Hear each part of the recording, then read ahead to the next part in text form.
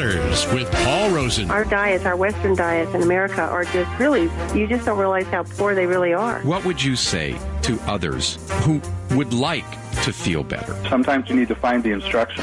That's where the testing and everything comes in, because without that knowledge, there's no way I could have got to the point where I'm at today. Straight talk about health. And then I start preaching and telling them what I've been doing. And this guy named Paul Rosen has changed my life. With your host, Paul Rosen. By the way, the information contained in this program is not approved by the FDA, nor intended to treat, diagnose, or claim to cure any medical condition or disease as defined by Western medicine. However, skilled practitioners of many disciplines have found nutrition response testing to be a highly reliable supportive technology for assessing the health and fitness of the body's functional system.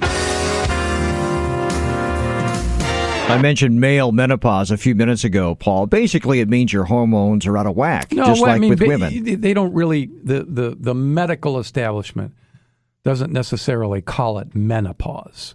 I think male menopause is just a colloquialism. It's something we've created to describe certain symptoms. It's actually a known commodity, and some of the symptoms are the same: fatigue, depression, excess irritability. Well, some of the causes are the same too. Poor appetite, too. decreased libido, and of course a decline in the production of testosterone. So, yeah, I mean there's some insomnia. There you go. So causes are the same and underlying causes. But again, what would that ultimately reflect generally? It's the same thing as women. An endocrine system that is in trouble. It could be any number of the glands of the endocrine system.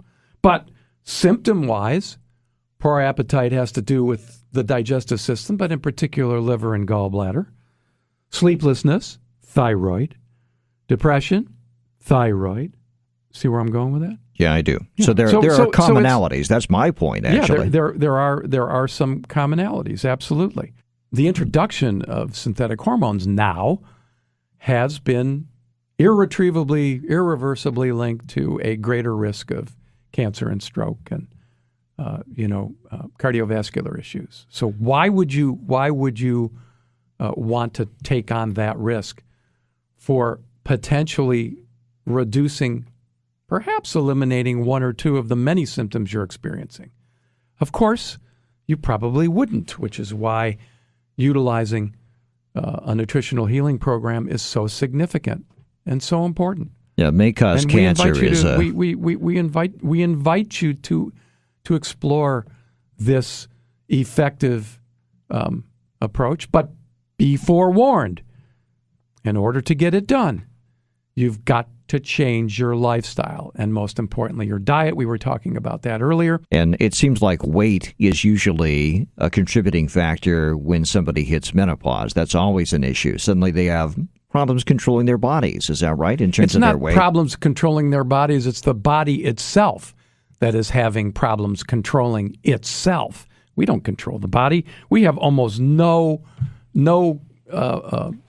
position or ability to control the body other than a few things.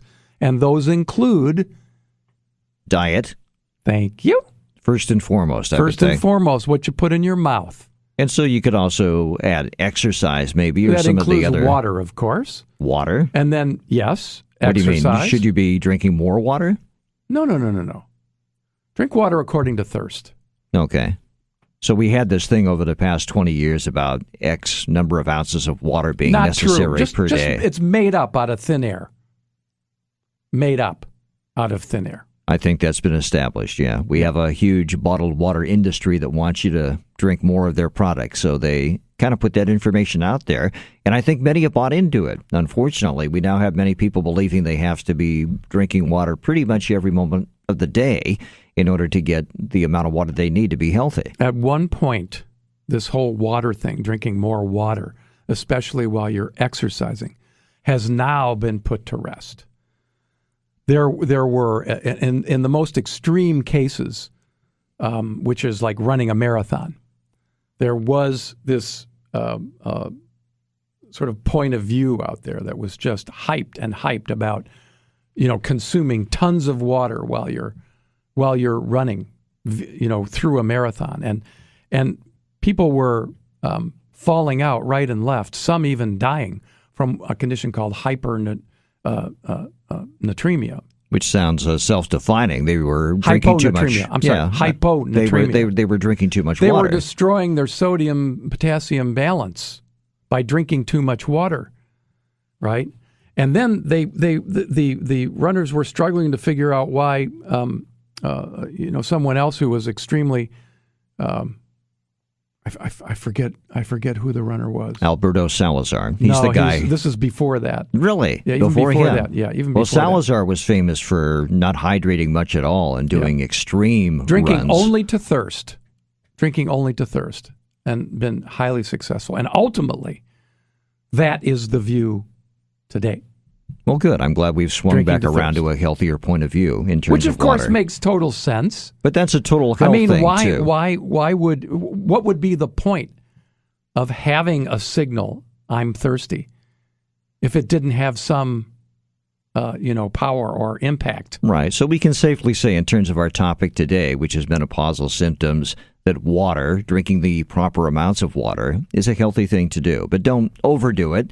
Don't buy into some hype saying you have to drink gallons every day in order to be healthy. It's not true. It's totally not true. Well, again, we've sort of bought into that. So as part of dealing with these symptoms, and maybe more importantly, dealing with the underlying problems, you have to think about your diet first and foremost. And a patient of mine, Caroline, was experiencing one or more of these symptoms. And let's hear the first one or two parts of her interview so that you can hear it from a patient's point of view. Okay, here's Paul's patient, Carolyn. So I talk about personalized nutritional healing. And don't you think, in the experience that you've had with me, don't you think that's one thing that has just been eye-opening? Oh, yes. And then the other thing, of course, is accountability. We had some issues there on occasion. Being accountable, recognizing that things needed to be addressed, perhaps, even though you were vigilant, maybe not as vigilant as, you thought you might be, simply because of the way the restaurants and food items and all of that are set out.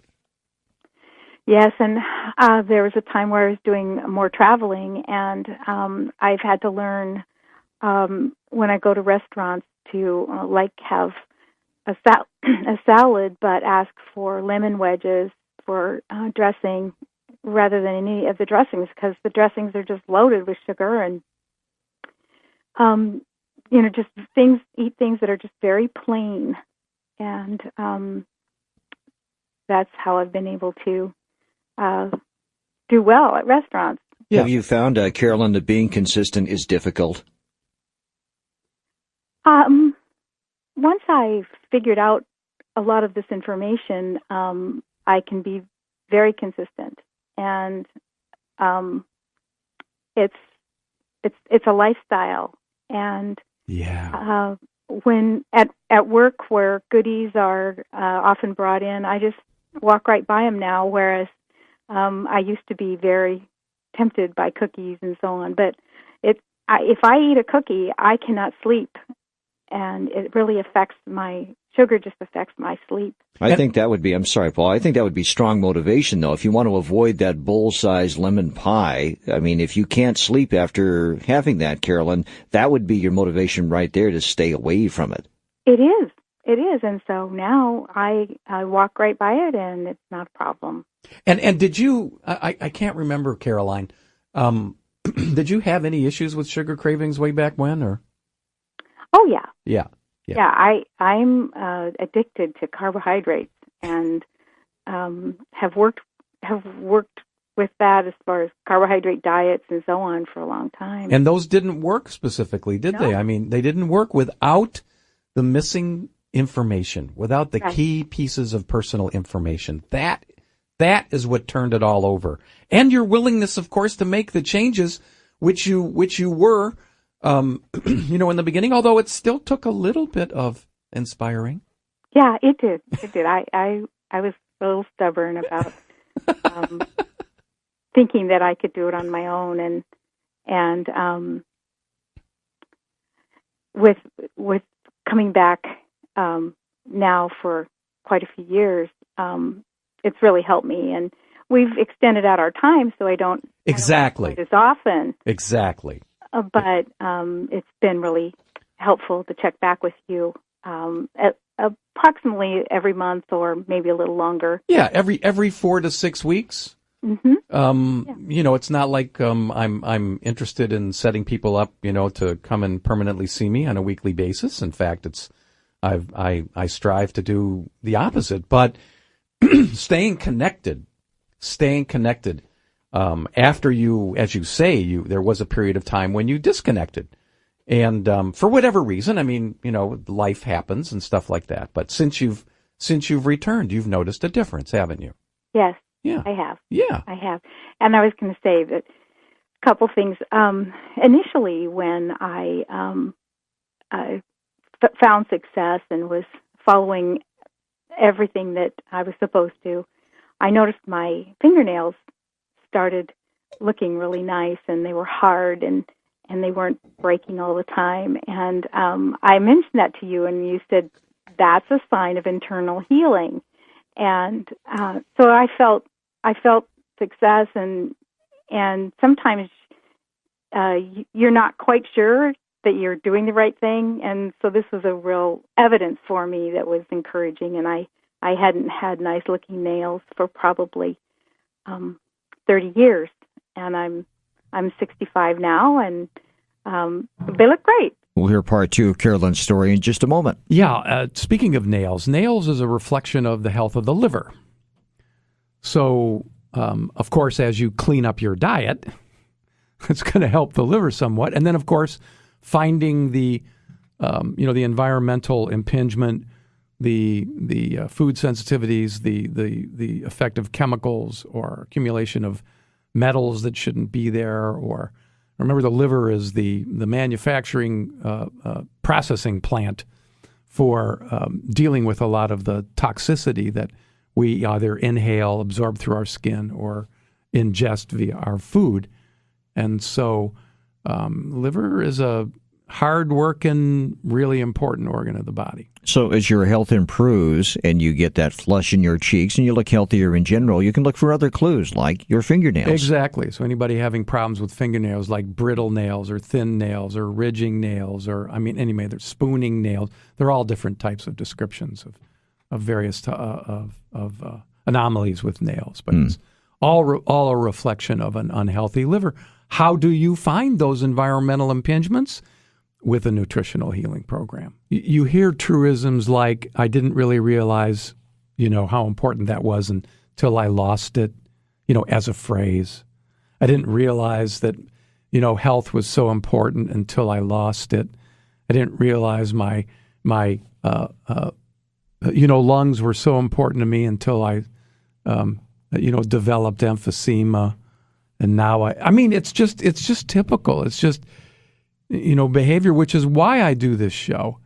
For those people who are incentivized for one reason or another, whether it's because they've finally reached the end of the road and they're looking for, a life-saving intervention, or for those, who have recognized that health is, besides time, are the two most important currencies, the most valuable things to us as human beings.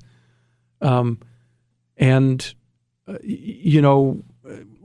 take some proactive steps before they start experiencing any kind of symptom, and then everywhere in between for people who have symptoms that are annoying and vexing, and they don't want to use medications to handle it. This is how their attention gets turned, and the problem is there's so many options out there. How do you know the one you're going to involve yourself in will actually be effective? And that's why I do the show. Another one of the many reasons why I do the show, because the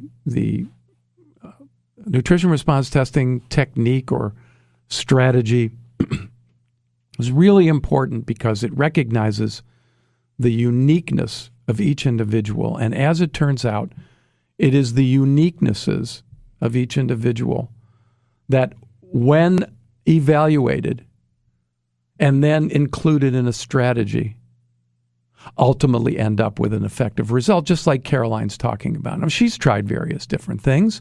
Most people have. And sometimes you get, fatigued or beat down from, various lack of successes or failures from the various alternatives you may have tried. And that's something actually that I tell people right off the bat when I evaluate them. I say, I can help you, or I say, I can't help you.